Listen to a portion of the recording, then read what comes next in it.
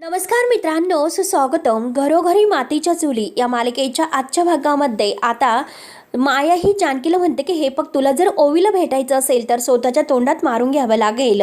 तेव्हा आता जानकी समोर नाईलाज असतो. आपल्या ओवीसाठी तिला स्वतःच्या तोंडात मारून घ्यावं लागतं. ती रडतच आता स्वतःच्या तोंडात मारत असते. तेव्हा आता माया म्हणते की जानकी काय करतेस तू, हे इरिटेटेड करू नको आणखीन. हे बघ, तू असं स्वतःला मारू नकोस. आता बघ, मी तुला कसं आता मारायचं आहे ते सांगते. त्याचा प्रयोग मात्र मी ओवीवर करते, म्हणजे ओवीच्या गालात मारते आणि तसं तुला मारायचं आहे असं सांगते. तेव्हा आता जानकी म्हणते की प्लीज नको, माझ्या ओवीला मारू नकोस, मी स्वतःला मारून घेतेस ना.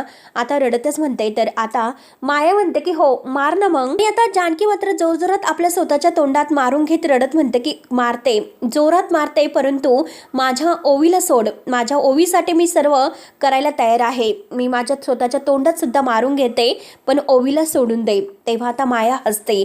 माया म्हणते की हो सोडणार ना. जानकी, अगं तुझी शिक्षा अजून संपलेली नाही. तेव्हा आता जानकी रडतच ह्या मायाच्या चेहऱ्याकडे पाहत असते. तिला खूप राग येतो, परंतु जानकीचा ओवीसाठी पूर्ण नाईलाज असतो. त्यानंतर आता इकडे ऋषिकेश सारंगवर खूप चिडलेला आहे. सारंगला म्हणतो की काय गरज होती तुला जानकीला इकडे घेऊन येण्याची, आणि मला तर काही सांगायला हवं होतं. बघ, आता हे जे काही आहे ना ते सगळ्यांना भोगावं तर लागतंच, आणि जानकीला सुद्धा.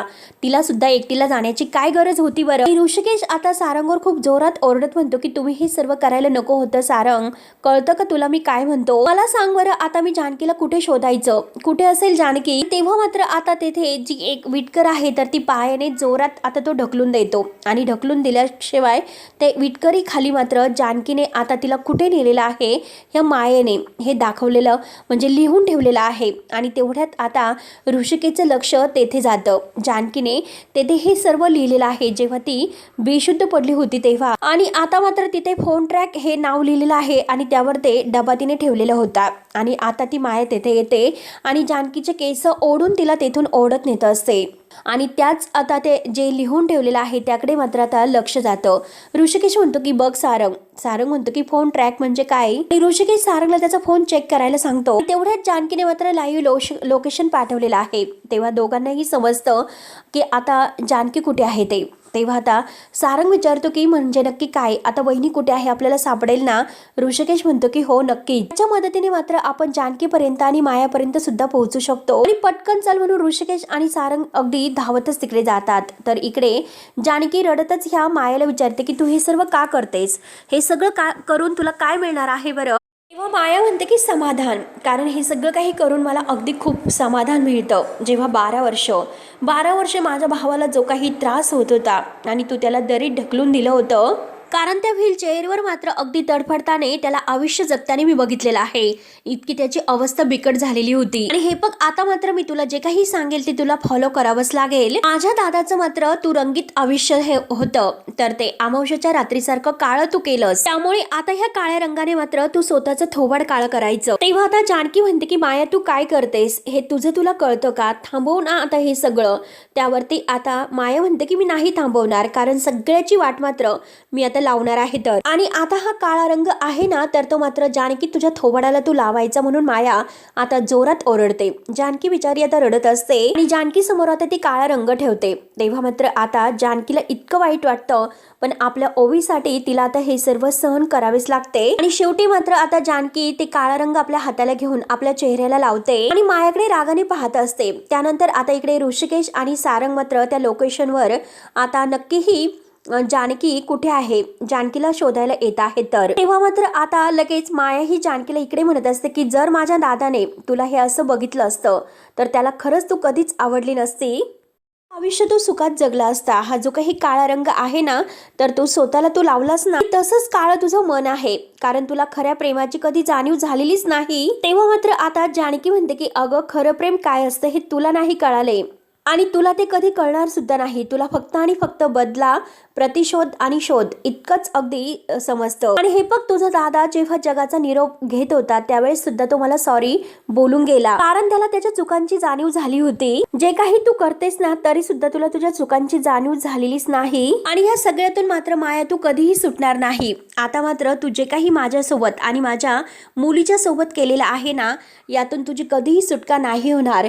हे सगळं काही तुला भोगावं लागेल. लागेल तेव्हा आता माया म्हणते की तुम्हाला शाप देतेस का? आता जानकी म्हणते की सावध करते, तर माया हसते आणि म्हणते की सावध तर तुला राहण्याची गरज आहे, मला नाही. कारण हे बघ अगं, मी तुमच्या घरामध्ये न घुसता ओवीला माझ्याजवळ अडकून ठेवलेला आहे, लक्षात ठेव, कळले ना तुला आता हे सर्व. तर जानकी तिच्याकडे रागाने पाहत असते. त्यानंतर आता इकडे सौमित्र घरी येतो. आता अवंतिका आणि सुमित्रा बाहेर असतात हॉलमध्ये. आता सुमित्रा हा अगदी जायला निघतो आतमध्ये. तर सुमित्रा म्हणते की काय रे सुमित्र, काय झालं? अरे तू आत्ताच आला आणि आईशी काही न बोलता आत निघालास. त्यावरती सुमित्र म्हणतो की आई काही नाही, काम होतं म्हणून अगदी रूम मध्ये चाललो होतो. तर सुमित्रा म्हणते की कामच आहे की मुद्दाम अगदी रूम मध्ये चालला, पळ काढतो की काय? तेव्हा सुमित्र रागाने अवंतिकाकडे बघतो आणि म्हणतो की अच्छा, म्हणजे या गोष्टी तर तुझ्यापर्यंत सुद्धा आल्या. तर तेव्हा आता सुमित्रा म्हणते की यायला नकोत का, कारण तू माझ्यापासून सगळं काही लपवतो. अवंतिका आता खाली पाहत असते आणि सुमित्रा म्हणते की अरे तू माझ्यापासून लपछोपी करतोस. तर सुमित्र म्हणतो की नाही आई, तसं नाही, मी कशाला असं करू. तेव्हा आता सुमित्रा म्हणते की अरे सौमित्र, आपली मुलं आहे, तर असे मनातल्या मनात जर कुडत असतील तर तू सांग की आम्हाला आनंद होईल का, आणि तू बस बरं इथे. हे बघ सौमित्र, अरे अवंतिका आहे ना, तर ती ऐश्वर्याच्या बाजूने नाही तर जानकीच्या बाजूने लढते असं तू समज. तेव्हा लगेच आता सुमित्राला म्हणतो की हे सगळं तू बोलतेस का, आणि तुला सुद्धा जानकी बहिणीचा निर्णय तर आवडलेला नव्हता. तेव्हा आता सुमित्रा म्हणते की अरे हो मी बोलते, परंतु जानकी मात्र कधीही आता या घराच्या विरोधात नाही जाणार, हे तर आपल्याला माहितीच आहे. तेव्हा अवंतिका म्हणते की एक्झॅक्टली आई मला याला हेच सांगण्याचा प्रयत्न करत आहे, परंतु हा मान्यच करत नाही. तर सौमित्र म्हणतो की ऐश्वर्या जे काही वागलेली आहे ना, तर ते विसरणं खूप कठीण आहे. तेव्हा आता सुमित्रा म्हणते की हो मला मान्य आहे, ऐश्वर्याने तुला किती त्रास दिला, ती तुझ्याशी कसं कसं वागले हे सगळं काही मला माहिती आहे, ते सगळं मला कळून चुकते, ते सगळं मी काही विसरलेली नाही. पण कसं आहे की आपण हे सगळं जानकीसाठी बाजूला ठेवूयात. आणि हे बघा, तुम्ही कोर्टामध्ये कितीही एकमेकांशी लढा, परंतु घरात आल्यानंतर मात्र तुमच्या नात्यामध्ये अंतर यायला नकोय, तुमच्यामध्ये वाद नकोय, मनही जुळलेली असायला हवी. अरे हे बघ सौमित्र, अरे रागाला नाही तर प्रेमाला जवळ करा. आणि खरं सांगते की अरे राहून राहून मला हेच वाटतं की ऐश्वर्याची बाजू खरी असेल. म्हणजे हे बघ, आपला सगळ्यांचा जिच्यावर विश्वास आहे, जानकीला सुद्धा ती ऐश्वर्याची बाजू पडलेली आहे. तर मग एवढं एकच कारण अवंतिकाला ऐश्वर्याची बाजू लढायला नको का? आणि हे बघ सौमित्र आणि अवंतिका, घरावर संकट आल्यानंतर सगळ्यांनी एकत्र राहायला हवं. आणि जर आपल्यातच वाद झाले, आपल्यातच फूट पडली, तर आपल्या घराचं काय होणार आहे? आणि मी तुम्हाला खरं सांगते की तुमच्या दोघांकडून खरंच आम्हाला खूप अपेक्षा आहे. आता सुमित्राचे डोळे सुद्धा भरून येतात. ऋषिकेश आणि जानकी नंतर या घराला सांभाळणार कोणी असेल तर ते तुम्ही दोघं आहात. म्हणून मी तुम्हाला सांगते की वाद घालू नका आणि एकमेकांशी भांडू नका. मी हात जोडते तुमच्या समोर, म्हणून सुमित्रा रडतच हात जोडते. तर दोघे आता उभे राहतात. सौमित्र म्हणतो की आई काय करतेस तू, हात जोडू नको. हे बघ आई, खरं तर मला अवंतिकाशी भांडायचंच नव्हतं, परंतु ते ऐश्वर्याचा विषय निघाला आणि आपल्यासोबत जे काही केलंस ना, ते सगळं काही मला आठवतं ग आई. आणि हे बघ आई, तिच्यामुळे आता खरंच आम्ही नाही भांडणार. आणि आई मी तुला प्रॉमिस करतोय. म्हणून आता सुमित्राचा हात हातामध्ये घेतो आणि तिला प्रॉमिस करतो. सुमित्रा आता रडतच अवंतिकाकडे बघते. अवंतिकाचा हात धरून ती सुमित्राच्या हातात देते. आता सौमित्र हा अवंतिका आणि सुमित्रा दोघींनाही आपल्या मिठीत घेतो आणि तिघे आता अगदी खूप असे खुश होतात. त्यानंतर आता इकडे जानकी मायाला म्हणते की हे बघ, तुझ्या म्हणण्यानुसार आता मी जे करायचं होतं, जे तू करायला सांगितलं होतं, ते सगळं काही मी केलं. त्यामुळे तू आता ओवीला सोडून दे. ही अगदी माया आहे ना, ती खूप हट्टी. आता म्हणते की हे बघ, आता इतक्या लवकर मी नाही सोडू शकत, कारण अजून तर शिक्षा खूप बाकी आहे, तुला अजून खूप काही भोगायचं आहे. आणि ही तर फक्त सुरुवात झालेली आहे. जो काही आता त्यांचा रणदिव्यांचा फॅमिली फोटो आहे, तर तो फोटो मात्र ती आता दाखवते. जानकीला म्हणते की बघितलंस का हा फोटो? तेव्हा आता जानकी म्हणते की माझ्या कुटुंबाचा फोटो. म्हणून जानकी तिच्या हातातून तो फोटो घ्यायला लागते. तोच माया तो फोटो पुन्हा मागे धरते आणि माया म्हणते की रणदिवे कुटुंब खरंच आता किती एकत्र, अगदी खांद्याला खांदा लावून उभे आहेत आणि खूप आनंदी दिसतात. आणि स्वतःचं कुटुंब असण्याचं फिलिंग काही वेगळंच असतं ना. आणि माझंही कुटुंब होतं, माझा मकरंद दादा, तोच माझा बाप होता आणि तोच माझी आई होता. आणि आता कुठे आहे तो? आणि जानकीला म्हणते की तू त्याला संपवलंस, माझं कुटुंब तू संपवलंस, एकटी पडले, मी अनाथ झाले. कुटुंब काय असतं आणि आता अनाथ होऊन जगणं काय असतं, हे जे काही दुःख आहे ना, तर आता तू भोगायला तयार राहा जानकी. ही सगळी वेळ मी तुझ्यावर आणणार आहे, लक्षात ठेव. आणि हे बघ, आता मात्र मी जे काही करणार आहे त्यापासून मात्र मी तुला थांबवू शकणार नाही. आणि माया मात्र तो फॅमिली फोटो आहे तर तो लगेच आता जाळायला घेते. तो फोटो ती जाळत असते तेव्हा आता जानकी तिच्या हातातून तो फोटो हिसकावते आणि तो पेटलेला फोटो विझवते. माया रागाने आता जानकीकडे पाहत असते. आता जानकीचे अगदी तो फोटो विझवताना हात सुद्धा अगदी भाजलेले आहेत आणि आता तो फोटो ती उचलते आपल्या हाताचीही पर्वा न करता. तेव्हा माया म्हणते की काय जानकी, अगं स्वतःचे म्हणजे फॅमिली फोटोसाठी तू स्वतःचा हात सुद्धा भाजून घेतला आणि बघ तू फुल आहेस, इमोशनल फुल आहे. तेव्हा आता जानकी म्हणते की बघ अगं मी तर इमोशनल फुल आहेच, परंतु मी माझ्या कुटुंबाचा साधा फोटो सुद्धा जाळून दिला नाही, लक्षात ठेव. आणि तू काय अगं माझ्या कुटुंबाला आग लावणार, माझ्या घराला आग लावणार? जानकी आहे ना अजूनपर्यंत. आणि एक गोष्ट लक्षात ठेव, मी माझ्या कुटुंबाला काही होऊन देणार नाही. अगं तुझ्यामध्ये तर ती धमक सुद्धा नाही की माझ्या कुटुंबाला वेगळं करण्याची आणि उद्ध्वस्त करण्याची. त्यावरती माया म्हणते की हे बघ तुला अजून एका अगदी कागदावर सही करावी लागणार आहे. आता यावर जे काही लिहिलेलं आहे ना, कारण मायेला आता हे रणदिवे कुटुंब आहे तर ते तुटलेलं बघायचं आहे, रस्त्यावर आलेलं बघायचं आहे. तर त्यासाठी मात्र मायाला आता जानकी मदत करणार आहे आणि जानकीला सुद्धा तेच हवं आहे, रणदिवे कुटुंबाची बर्बादी. आणि आता माया तिला सही करायला सांगते. जानकी म्हणते की हे बघ मी सही करणार नाही. तेव्हा माया म्हणते की ठीक आहे, एकतर सही कर तर ओवीचं डेथ सर्टिफिकेट स्वीकार. आता जानकीला हे ऐकल्यानंतर आणखीन धक्का बसतो आणि मायाचा खूपच राग येतो. आणि आता मात्र माया लगेच आता फोन करते आणि विचारते की ओवी गाडीत आहे ना आणि गनला सायलेन्सर लावलेला आहे ना. आता एक काम कर. आणि तेवढ्यात आता जानकी खूप घाबरते. जानकी म्हणते की ठीक आहे मी सही करायला तयार आहे आणि मी सही करते असे घाबरतच म्हणते. तेव्हा आता माया लगेच खुश होते. शेवटी आता जानकी ही सही करायला तयार होते आणि आता ऋषिकेश आणि सारंग मात्र इकडून येत आहेत, म्हणजे जानकीला शोधत शोधत तिच्या लोकेशन पर्यंत. आणि इकडे माया मात्र आता जानकीकडून ती जबरदस्तीने सही घेते. जानकीचा अवतार मात्र खूप असा भयंकर झालेला आहे, कारण तिचे केस मोकळे झालेले आहेत. फरफटत मात्र ह्या मायेने तिला ओढत आणलेला आहे आणि चेहऱ्याला काळं अगदी स्वतःच्याच हाताने तिला अगदी लावून घेतलेला आहे. तेव्हा आता माया तिच्यावर हसते आणि म्हणते की अगं जानकी तुझा अवतार तर खूप मस्त झालेला आहे, त्यामुळे मी एक काम करते तुझा फोटो काढते आणि बघू अगं इकडे बघ. म्हणून आता माया तिचा फोटो काढायला जाते, तोच लगेच जानकी तिचा अगदी जोरात अगदी गळा दाबते आणि जोरात अगदी दात खाऊन तिच्यावर धावून जाते. जानकीला अगदी बांधलेला आहे तरी सुद्धा आता जानकी मात्र तिच्या अगदी जोरात गळा दाबत असते. मायाचा पूर्णपणे दम छाटलेला असतो.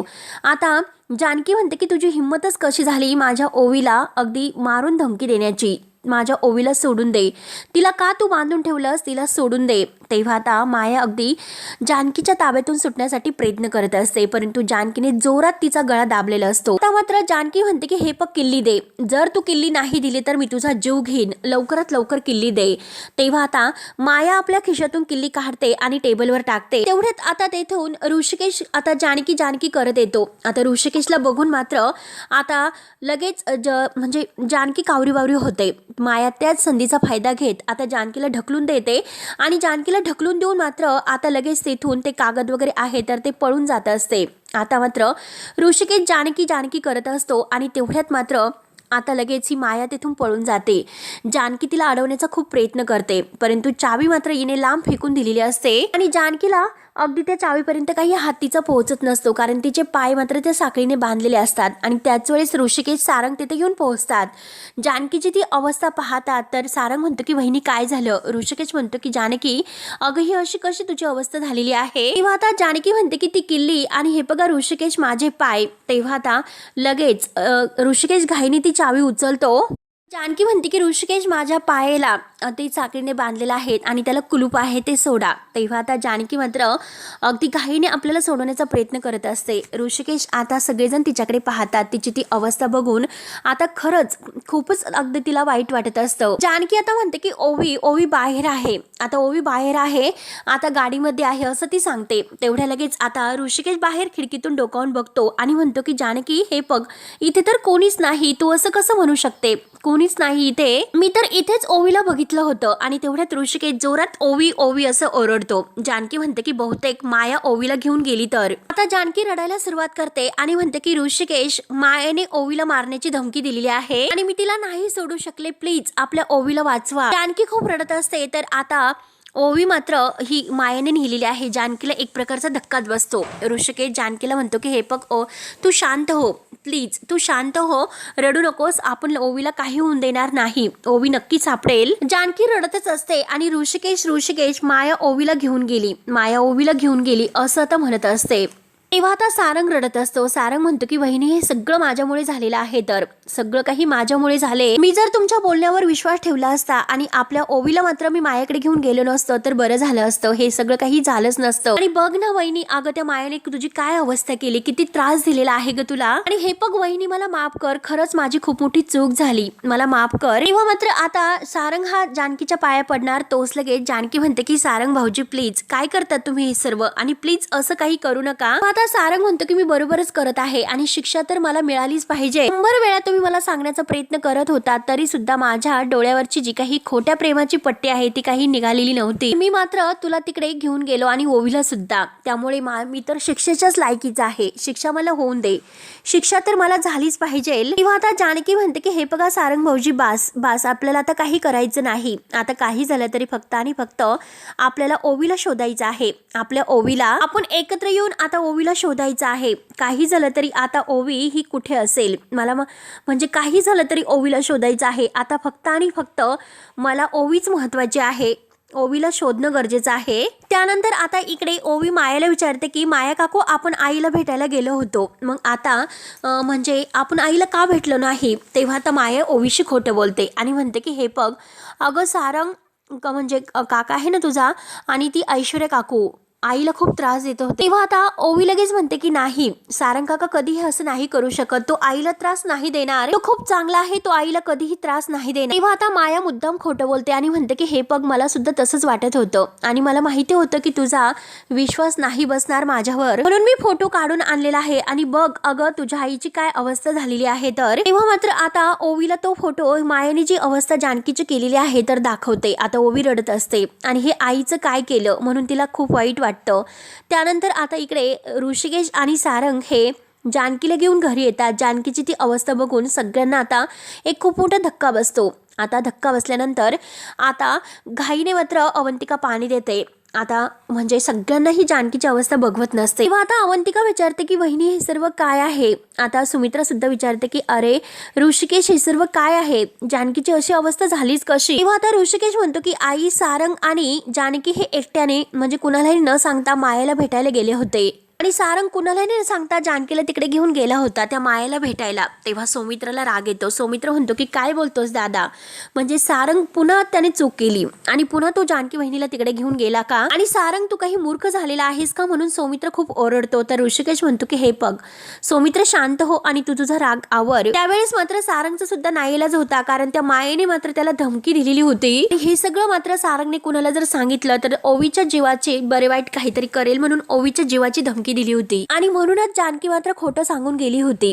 त्यावरती सुमित्रा म्हणते की अरे पण असं न सांगता तुम्ही असं घराच्या बाहेर का जातात, आणि जानकी जर तुझ्या जीवाचं काही बरं वाईट झालं असतं तर आम्ही काय केलं असतं बरं, आणि हे बघ तू जरी आम्हाला सांगितलं असतं तर मायाला थोडंच कळालं असतं, आणि का तू सांगितलं नाहीस, म्हणून जानकी आता खूप रडत असते. त्यानंतर आता इकडे मात्र ओवी ही जेव्हा जानकीची ती अवस्था पाहते तर तिला आपल्या आईची काळजी लागते आणि ती रडतच मायाला म्हणते की माया मावशी प्लीज मला आईकडे घेऊन चल, मला आईकडे जायचं आहे. तेव्हा मात्र आता माया खोटं बोलते आणि म्हणते की हे बघ आता आपण नाही जाऊ शकत, कारण ते अजून सुद्धा तो सारंग काका आणि ऐश्वर्या मावशी आहेत. तेव्हा आता ओवी रागानेच म्हणते की मी त्या सारंग काकाशी कधीही नाही बोलणार. माया मात्र आता सारंग काकाविषयी आणि ऐश्वर्याविषयी ओवीच्या मनामध्ये आणखीनच भडकून देत असते. रागाने ओवी म्हणते की ऐश्वर्या आंटीशी सुद्धा मी कधीच बोलणार नाही. तेव्हा आता माया म्हणते की हो नकोच बोलू, कारण ते दोघेही बॅड आहे आणि आपण त्यांना अगदी भयानक अशी शिक्षा देऊयात. आणि अगं माझं पिल्लू किती रडलं म्हणून तिला आता अगदी गोड बोलून तिला जवळ घेते अगदी मायेने,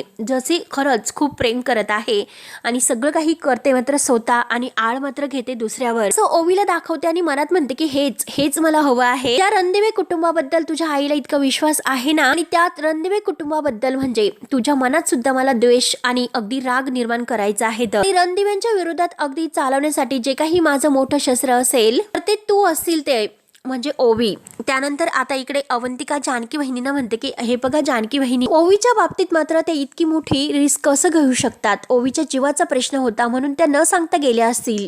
मी काय आपण कोणीच ओवीच्या आयुष्याची रिस्क नाही घेऊ शकत. त्यामुळे वहिनींना दोष देऊन काही उपयोग नाही. आता त्या मायाने वहिनीला किती टॉर्चर केलेलं आहे बघा ना. त्यावरती सुमित्रा रागानेच म्हणते की हे असं वागून मात्र त्या मायाला काय मिळालं असेल बरं. तेव्हा आता जानकी रडतच म्हणते की समाधान, आणि तिला असं वाटतं की तिच्या भावाचा मकरंदचा खून मी केलेला आहे. तर तिला सांगितलं की मी नाही केलेला, पण तरी सुद्धा ती ऐकायलाच तयार नाही. तिने मला खरंच खूप त्रास दिला. मी सुद्धा तिला म्हटलं की हवा तेवढा त्रास तू मला दे, परंतु तरी सुद्धा तिने काही न ऐकता डोक्यामध्ये मारले. अगदी मला फरफटत तिकडे नेले आणि शेवटी मला स्वतःच्या सोबडीत सुद्धा मारून घेण्यासाठी सांगितले. तेव्हा लगेच आता ऋषिकेश म्हणतो की आई, ती माया जे काही आहे ते करायला सांगते, असं काही पण करायला तयार असते. जानकीला मात्र आतमधून तोडण्याचा प्रयत्न करत आहे. हवं ते तिच्याकडून करून घेते. तेव्हा आता सुमित्रा म्हणते की एखादा माणूस असं कसं वागू शकतो. तेव्हा लगेच आता सौमित्र म्हणतो की ती आहे ना, ती माया भानावर नाही, तिला अगदी नशा झालेली आहे, त्यामुळे ती हवा तेवढा त्रास स्वतःच्या मनाने देऊ शकते.